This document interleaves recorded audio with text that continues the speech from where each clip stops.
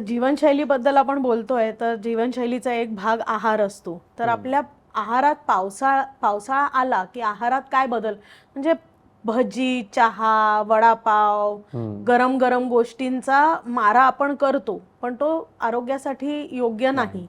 तर आहारात काय बदल करावेत पावसाळा आला की? पावसाळ्यामध्ये आयुर्वेदाला अपेक्षित असलेले किंबहुना आरोग्याला अपेक्षित असलेले खूप बदल अपेक्षित आहेत.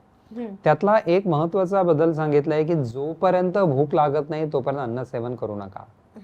खरं म्हणाल तर पावसाळ्याला नाही 12 वर्ष आपण लागू करायला हवा अशी परिस्थिती आहे आता. पण पावसाळ्याचा विचार करता अग्निमांद्य हा एक मुख्य विकृती आहे. संपूर्ण 6 ऋतूंचा विचार करता 12 महिन्यांचा विचार करता पावसाळ्यात अग्नी सर्वाधिक मंद असतो. अग्नी म्हणजे काय तर भूक, पचनशक्ती आणि चयापचय, ॲपेटाईट, डायजेशन अँड मेटाबॉलिझम, ह्या सगळ्यामध्ये मंदत्व येणं, ते स्लो होणं.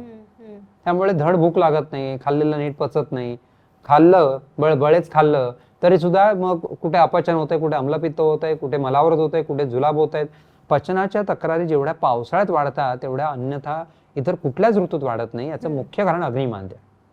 त्यामुळे अग्नी वाढायची वेळ बघा, त्याला जरा अवधी द्या.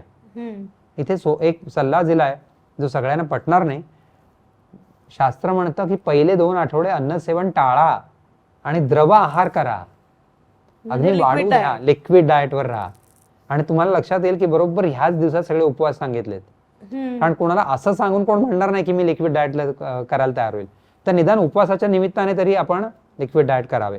अर्थात आपण उपवासाचा कसा बट्ट्याबोळ केलाय आपल्याकडे उपवासाचं काय म्हणजे तो विषय वेगळा, पण त्याबद्दल नंतर बोलू. तो फार मोठा विषय आहे. साबुदाण्याचे वडे, फार छान विषय आहे तो, नंतर बोलू. इथे आपण हे लक्षात घ्यायचं की द्रवाहार म्हणताना पुन्हा काय ते नेमकं सांगितलं आयुर्वेदाने की वेगवेगळी डाळींची कढणं घ्या. म्हणजे जी द्विदल धान्य आहेत त्यांची तयार केलेली सूप्स, आणि दुसरीकडे सांगितले मटण सूप. ज्यांना जे आवडेल, ज्यांना शक्य होईल, रुचेल त्यांच्यासाठी सांगितले.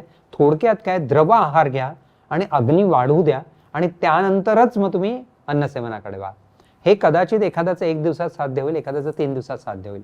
ह्याचा फायदा मी सांगतो, मी प्रत्यक्ष चिकित्सा व्यवसायात जे अनुभव घेतो की ज्या रुग्णांना या पावसाळ्यामध्ये अनेक आजार बळावलेले दिसतात, सांधेदुखीपासून, आमवातापासून, पाठदुखी, कंबरदुखी, हे सगळे वाताचे विकार झाले, एकीकडे पचनाचे अम्लपित्तापासून ते अपचन, जुलाब होणं, मलावरोध होणं, आव पडणं हे दुसरीकडे आहे, एकीकडे त्वचेचे आजार आहेत, हे सगळे तुमचे पावसाळ्यात बळावतात.